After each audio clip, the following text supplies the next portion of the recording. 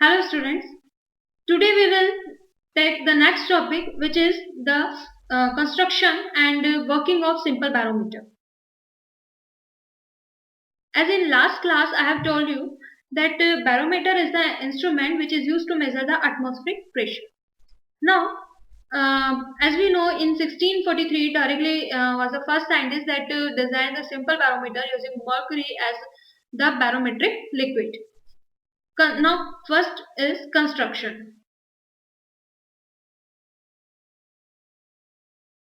To construct a simple barometer, just take a hard glass tube of about 1 meter length, close at one end. The tube is completely filled with pure mercury, such there no air bubble remains inside the tube. As shown in figure, just take a tube of 1 meter with one end closed and filled it with mercury. There should not be any air bubble. Now, the open end of tube is closed with the thumb and the tube is made upside down several times so as to force out any air bubble which might have entered. The tube is now finally inverted into a trough of mercury in such a way that the open end of tube is well immersed in the mercury and the tube stands vertically as shown in figure.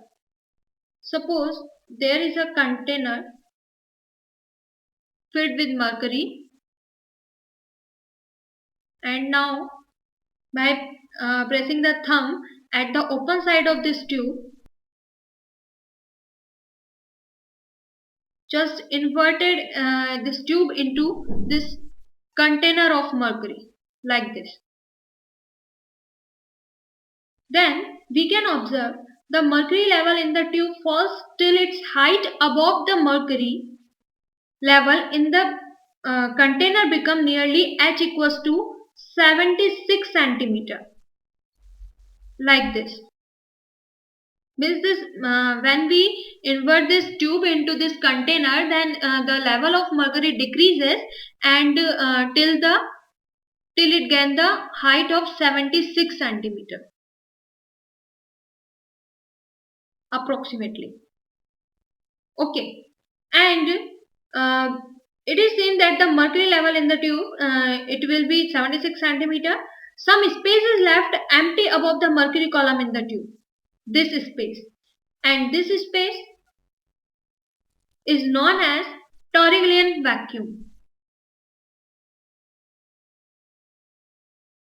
Okay, and the column of mercury of height 76 centimeter in the tube is supported by the atmospheric pressure, which is acting at the open side of container.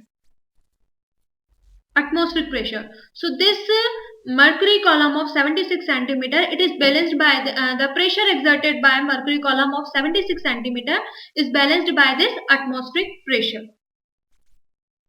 Now the height of mercury column H is a measure of atmospheric pressure, we can say it. So the explanation, actually as shown in figure, at point C, suppose it is point C, some point C is here, this, okay, and suppose this point is showing A, this level, this point, and suppose this point is showing B. So we can say at point C, on the surface of mercury in the container, only the atmospheric pressure acts. When the mercury level in the tube becomes stationary, after getting this height, the pressure inside the tube at the level A, this point, which is at the level of point C, means both A and C are at the same level, must be same as that at the point C. The pressure at the point A is due to the weight of the mercury column of 76 centimeter. Thus, the vertical height of mercury column from the mercury surface in the container to the level in the tube is the measure of the atmospheric pressure.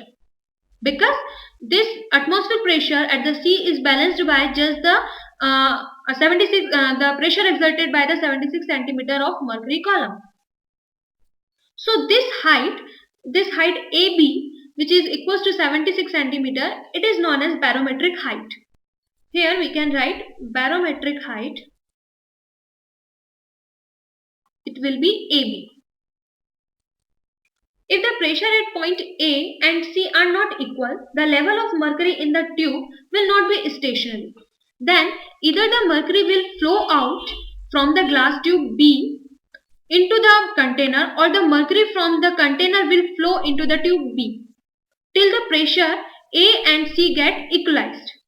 If the atmospheric pressure increases, the pressure at point C increases and the mercury of container flows into the tube, thereby increasing the vertical height of mercury column in the tube.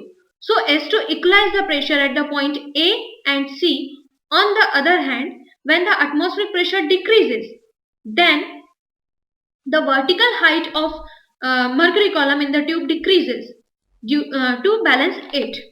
So when we measure this barometric height at the normal temperature at sea level, then we can find that this barometric height will be equal to 76 centimeter. So we can write here at sea level, at normal temperature and pressure,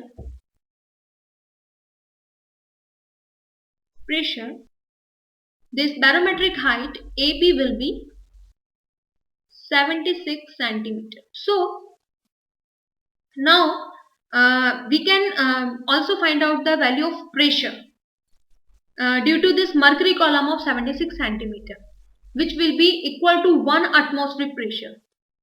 Okay, so pressure is actually the formula for the fluid pressure is HdG.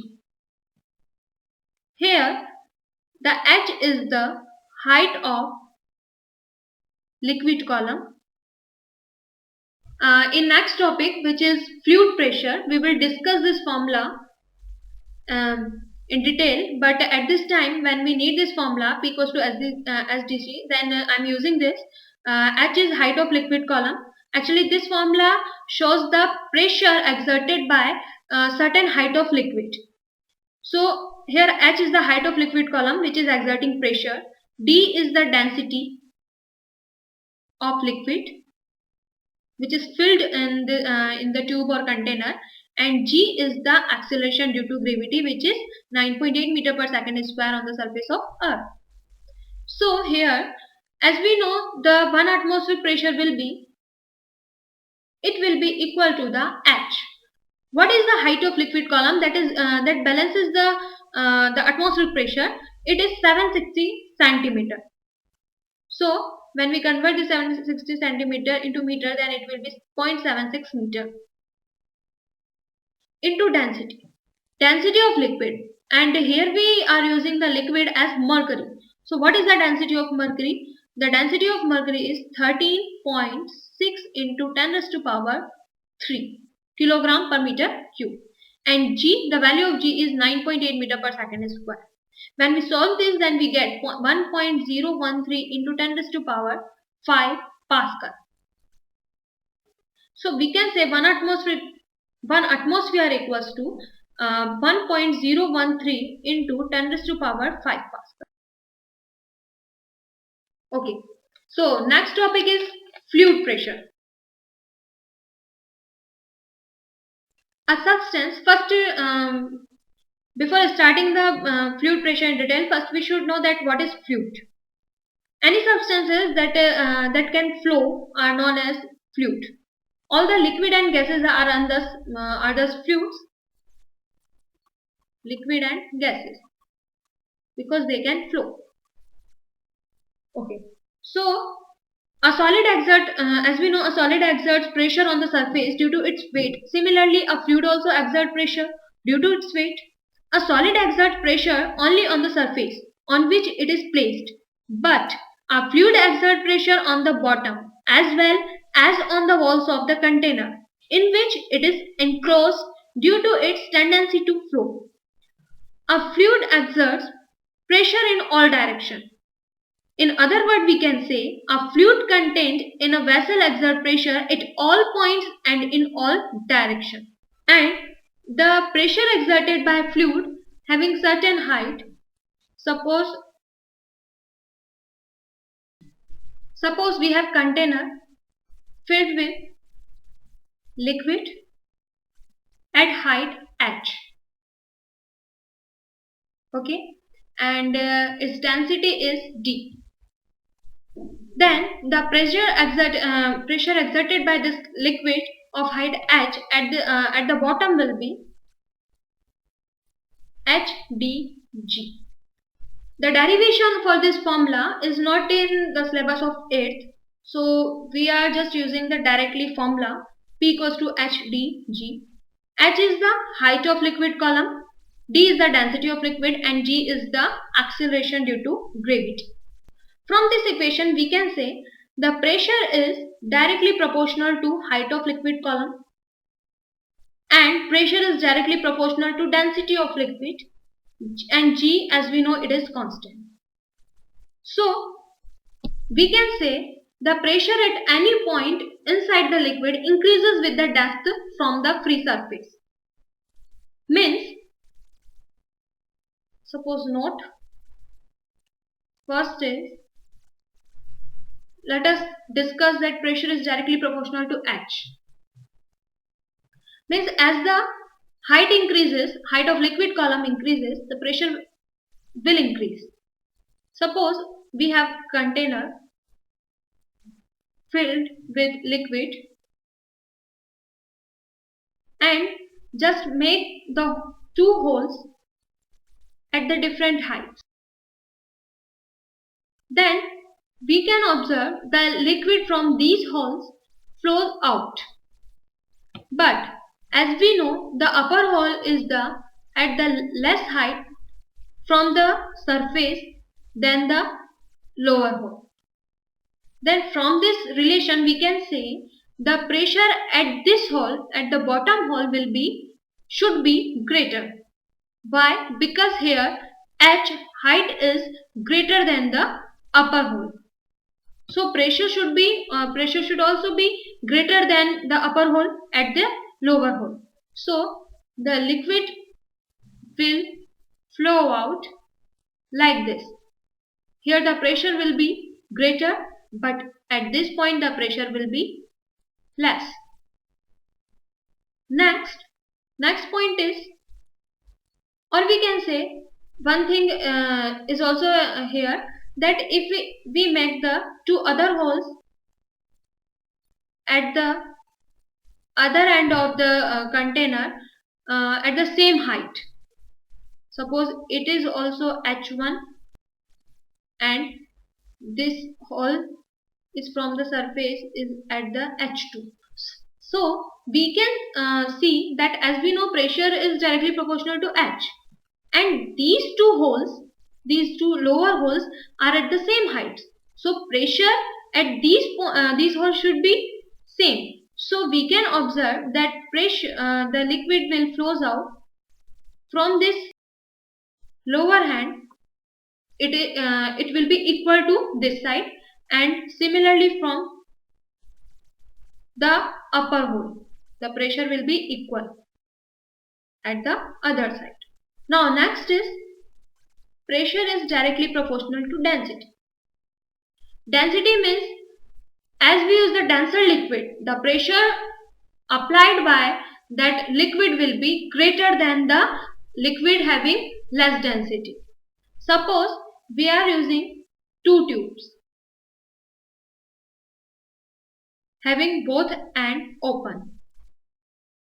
Just tie and they are of the same thickness and same length.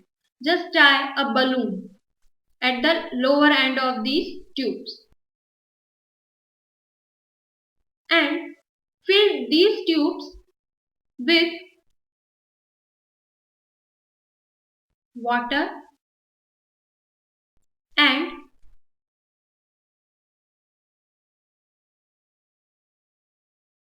a liquid that has the greater density than the water, and it should be It may be kerosene oil or oil. We are using suppose oil here.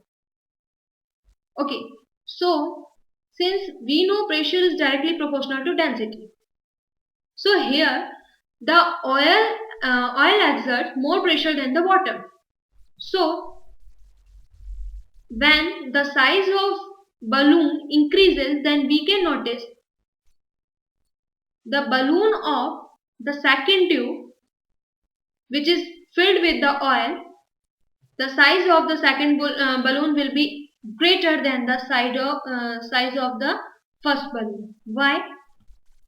Because water has the less density than the oil.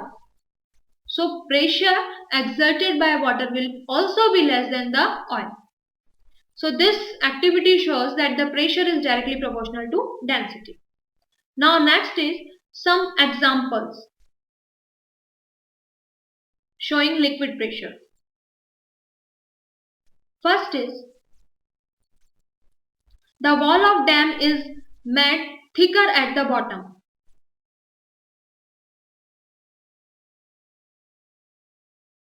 Actually, the wall of dam is made thicker near the bottom. The reason is that the pressure exerted by liquid increases with its depth. Thus, more and more pressure is exerted by the water on the wall of dam as depth increases. A thicker wall is required to withstand a greater pressure. Therefore, the thickness of wall of the dam increases towards the bottom. Next is water supply tank is placed high. To supply water in a town, the water supply tank is made at a sufficient height. The reason is that the greater the height of the tank, more will be the pressure of water in the taps of house. Thus, for a good supply of water, the height of supply tank must always be a few meters higher than the level at which supply of water is to be made. Okay, student, in next class we will discuss about Pascal law, its application in hydraulic brake and hydraulic jet, and some numerical. Thank you.